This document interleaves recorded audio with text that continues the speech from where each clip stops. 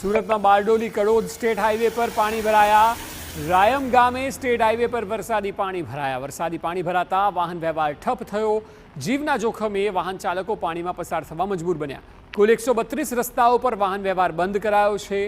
વરાળ નજીક શાળામાં પણ પાણી ભરાયાની ઘટના સામે આવી છે અને એના દ્રશ્યો ટીવી સ્ક્રીન પર આપ જોઈ શકો છો।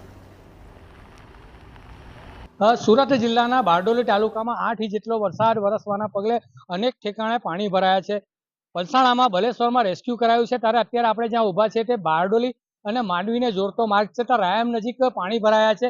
લોકો જીવના જોખમે વાહન પસાર કરી રહ્યા છે। આ દ્રશ્યોમાં જોઈ શકો છો, વહીવટીતંત્ર દ્વારા હાલ તો આ રસ્તાને બંધ કરવાની નોબત આવે તે પરિસ્થિતિ અત્યારે સર્જાઈ રહી છે, પરંતુ લોકો અત્યારે જે રીતે લાંબો ફેરાવો ન ફરવો પડે તેને લઈને લોકો અહીંયાથી પોતાના જીવના જોખમે વાહન પસાર કરી રહ્યા છે। તો અહીં ગાડી જે સમસ્યા દર વર્ષે જ્યારે પણ 5 થી 6 ઇંચ વરસાદ વરસે છે ત્યારે અહીંના સ્થાનિક લોકો પણ અહીંયા હેરાન પરેશાન થાય છે। આપણી સાથે એક સ્થાનિક જે છોકરી છે એને પૂછે, દીકરા તારું નામ શું? મારું નામ મલીષા નીરવભાઈ પટેલ છે। ક્યાં રહે છે? મેં વરાળ રહું છું। આ પાણી કેટલા વર્ષોથી ભરાય, શું તકલીફ થાય છે? આ જ્યારથી આ બિલ્ડિંગ સ્ક્વેર બન્યું રાયમ સ્ક્વેર, ત્યારથી આ તકલીફો ઊભી થઈ છે ને આનું કોઈ જોતું બી નથી ને દર વર્ષે આ તકલીફો લોકોને ભોગવવી પડે છે। ખાસ કરીને અહીંયા તમારી સ્કૂલમાં પણ પાણી ભરાય છે દર વર્ષે, એને લીધે શું થાય?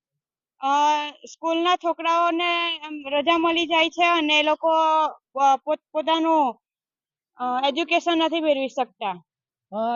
જે રીતે સ્થાનિક સ્ટુડન્ટ એવું કહી રહ્યા છે કે દર વર્ષે જે રોજ સ્કૂલ પર આવી છે પાણી ભરાઈ રહી છે, એને લીધે તકલીફનો સામનો કરવો પડે, તો બીજી તરફ એ લોકોનું કહેવું છે કે ખાડી પર દબાણ કરવાના કારણે આ દર વર્ષે પાણી ભરાય છે, પરંતુ વહીવટી તંત્ર દ્વારા કોઈ પણ પગલાં લેવામાં આવતા નથી। જિજ્ઞેશ મહેતા, TV9 બારડોલી।